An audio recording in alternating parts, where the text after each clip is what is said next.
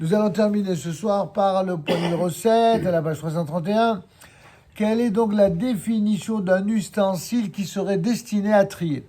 Le fait de trier à l'aide d'un ustensile réservé spécifiquement à cet usage représente une interdiction de la Torah. Tout ce qu'on a dit, quand c'est à la main, il n'y a pas de souci. C'est pour ça que je vous ai parlé de l'histoire du poulet ou du poisson avec la main, avec la bouche. Mais non, pardon? C'est un chinois. Alors, le chinois, on va en parler. C'est bien. On va en parler. Donc, a priori, le fait de trier à l'aide d'un ustensile qui est réservé spécifiquement à cet usage représente une interdiction. On fait référence notamment à des ustensiles spécifiques. Même si l'on retire l'aliment désiré pour le consommer immédiatement. Par exemple, une passoire, c'est un truc qui est vraiment... C'est quelque chose de technique qui sert ou alors un tamis, ou une écumoire. Tout ça, ce sont des ustensiles qui rentrent dans la catégorie des usages interdits. On n'a pas le droit d'utiliser ces instruments qui, par définition, sont des instruments de tri et de séparation du bon et du mauvais, du voulu et du non voulu. Ça, on n'a pas le droit. Ça, pendant Shabbat, on n'a pas le droit. Et ça, tout le monde est d'accord.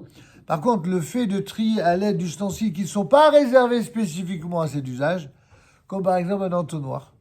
Un entonnoir, vous pouvez l'utiliser non seulement pour mettre de l'huile, pour mettre du vin, pour mettre ce que je sais moi, n'importe quel type.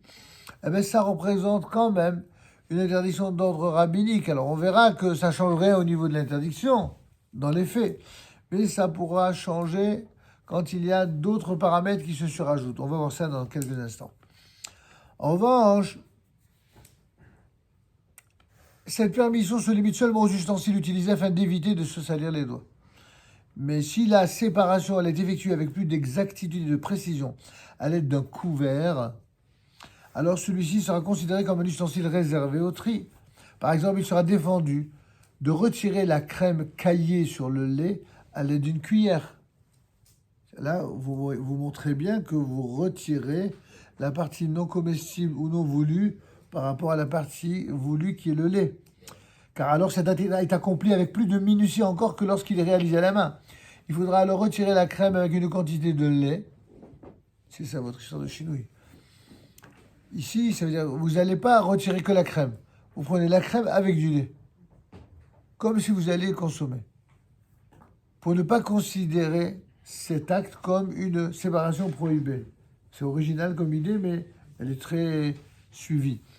Néanmoins, de nombreux décisionnaires permettent de se servir d'une cuillère en toutes circonstances, à condition toutefois qu'on l'utilise au moment même de la consommation et non pour préparer le plat à l'avance. Toujours cette idée de dire ce qu'on appelle en hébreu les altars, de l'utiliser tout de suite. Lorsque l'on presse du citron, par exemple, il est défendu de retenir les pépins avec sa main,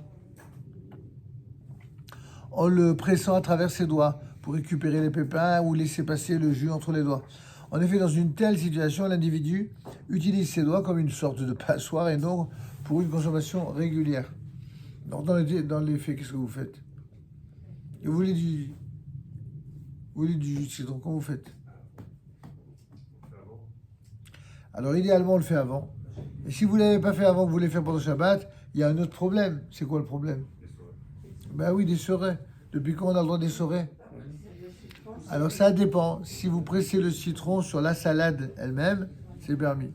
Mais si vous le pressez pour retirer que le jus, c'est interdit. Dur, hein?